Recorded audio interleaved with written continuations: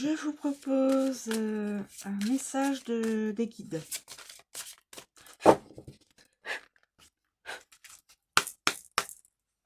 Message des guides.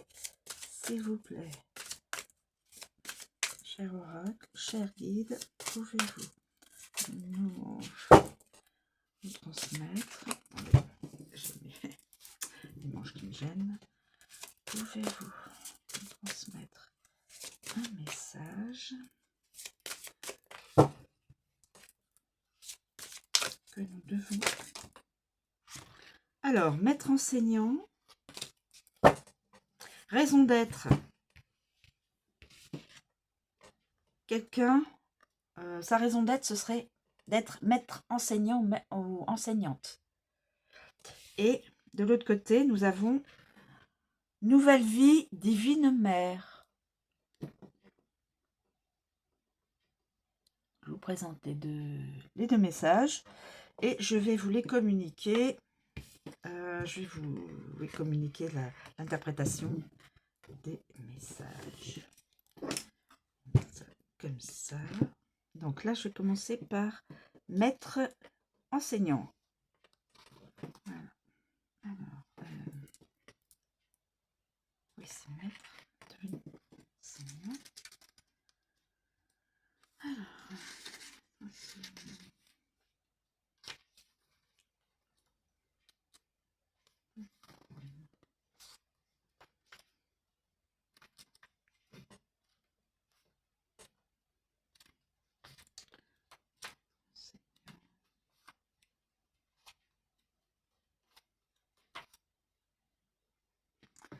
qu'est-ce que c'est?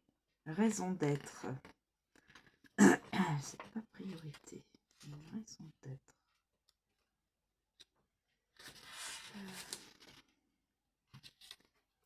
Il y a un chiffre. Ah oui, il y a un chiffre. Excusez-moi.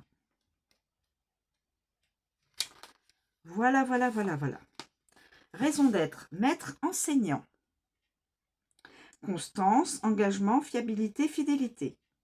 Vous commencez à suivre votre destin. Vous travaillez sans lutter et votre maître enseignant guide vos pas. Plus vous serez en harmonie avec votre mission de vie, plus vous cheminerez avec aisance.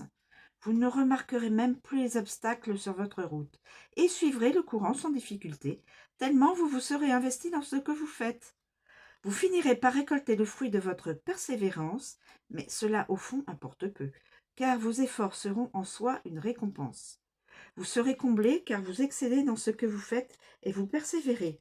Votre défi consiste à résister à la tentation de vous rendre jusqu'à l'épuisement. Mesure et régularité sont les mots d'ordre. Rappelez-vous qu'il est impératif de prendre au moins une journée de congé par semaine. Votre maître enseignant est satisfait de vos progrès. Il tient à vous dire cependant que si vous aimez ce que vous faites et avez l'impression de pouvoir travailler sans arrêt, votre esprit et votre corps risquent l'épuisement.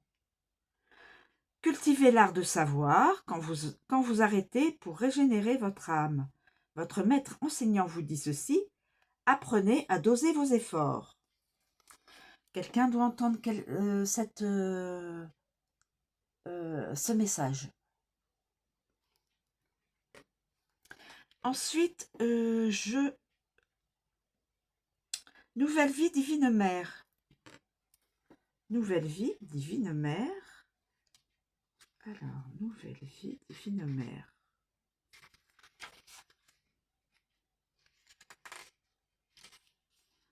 Conception, grossesse, enfant, naissance.